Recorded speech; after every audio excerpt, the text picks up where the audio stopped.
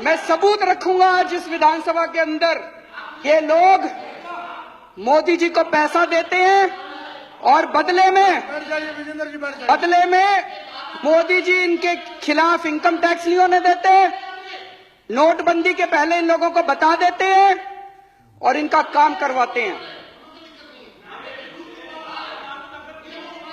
ये आज मैं सबूत लेके आया हूं जी।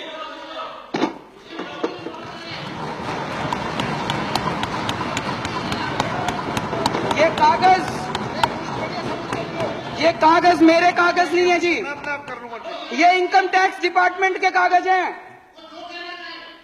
इनकम टैक्स डिपार्टमेंट ने 15 अक्टूबर 2013 को आदित्य बिड़ला ग्रुप के ऊपर रेड हुई।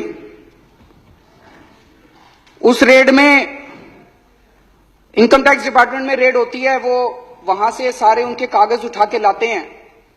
वापस आने के बाद इनकम टैक्स डिपार्टमेंट अपनी एक रिपोर्ट बनाता है उन कागजों के आधार पे, जिसको अप्रेजल रिपोर्ट कहते हैं। ये अप्रेजल रिपोर्ट है इनकम टैक्स डिपार्टमेंट की उस रेड की। उस रेड में उनके अकाउंटेंट से पूछा इनकम टैक्स वालों ने, अकाउंटेंट का नाम कोई सक्सेना था। सक्सेना ने कहा जी मैं हवाला का पैसा लेके आता हूं, मेरे बॉस हैं उनका नाम शुभेंदु अमिताभ है, वो जिसको कहते हैं फिर मैं उनको पैसा जाके बांट देता हूं। शुभेंदु अमिताभ बिड़ला ग्रुप के ग्रुप एग्जीक्यूटिव प्रेसिडेंट थे। शुभेंदु अमिताभ के लैपटॉप, फोन, ब्लैकबेरी सब चेक किए गए तो उनके लैपटॉप से एक एंट्री मिली। ये एंट्री है 16 नवंबर 2012 की। इसमें लिखा हुआ है गुजरात सीएम 25 करोड़ रुपए। गुजरात सीएम के आगे 25 करोड़ रुपए, ब्रैकेट में लिखा है 12 डन, 12 दे दिए, रेस्ट क्वेश्चन मार्क। तो ये उसके बाद इनकम टैक्स डिपार्टमेंट ने अपनी एनालिसिस की है। ये उसकी एनालिसिस की कॉपी है।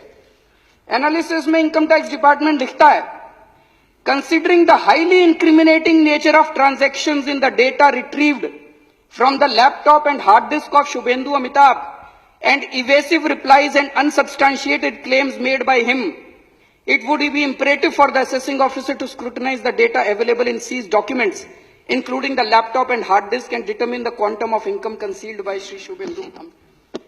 Appraisal report उसके बाद असेसिंग ऑफिसर के पास जाती है और असेसिंग ऑफिसर फिर 2 साल लगा के उसकी इनकम का असेसमेंट करता है, ऑर्डर करता है। अक्टूबर 2013 में रेड हुई थी। उसके बाद 6 महीने बाद इनकी सरकार आ गई तो असेसिंग ऑफिसर की हिम्मत नहीं थी जो इसकी जांच कर सके। उसके बाद तो इसकी कोई जांच नहीं हुई उसके बाद। और अब ये केस को रफा दफा करने की कोशिश की जा रही है। सेटलमेंट कमीशन में इस केस को भेज दिया और बहुत जल्दी ये केस खत्म होने वाला है। इस केस को रफा दफा करने की कोशिश की जा रही है। एक और बड़ी मजे की बात है, इसी रिपोर्ट के अंदर बिड़ला ग्रुप के जो पेंडिंग प्रोजेक्ट हैं गुजरात सरकार में, उनकी लिस्ट दी हुई है। इससे शक पैदा होता है कि आप ये पैसे ये काम करवाने के लिए दिए गए थे क्या? इसमें लिखा है, levy of stamp duty matter has been taken up at the principal secretary level and through the honourable chief minister's office, deputy collector stamp has been instructed from Gandhinagar not to initiate any action. मतलब कि मुख्यमंत्री दफ्तर, गुजरात के मुख्यमंत्री दफ्तर ने stamp duty ना लेने के आदेश दे दिए हैं। इनको गैस की जरूरत थी तो इसमें लिखा है गैस के लिए भी बात हो गई है। तो जो जो काम पेंडिंग थे गुजरात सरकार में उनकी सबकी लिस्ट दी हुई है। तो एक मन में यह शक होता है ये 25 करोड़ रुपए ये सारे काम करवाने के लिए पैसे दिए गए थे। एक और इसी तरह का इंसिडेंट हुआ। अगर ये एक ही होता तो लगता कुछ गड़बड़ है। 22 नवंबर 2014 को सहारा के यहां रेड हुई। एक कमरे से 130 करोड़ से ज्यादा का कैश मिला। वहीं पे कुछ कागज मिले, उन कागजों में भी नरेंद्र मोदी जी का नाम है कि लगभग 400-500 करोड़ रुपए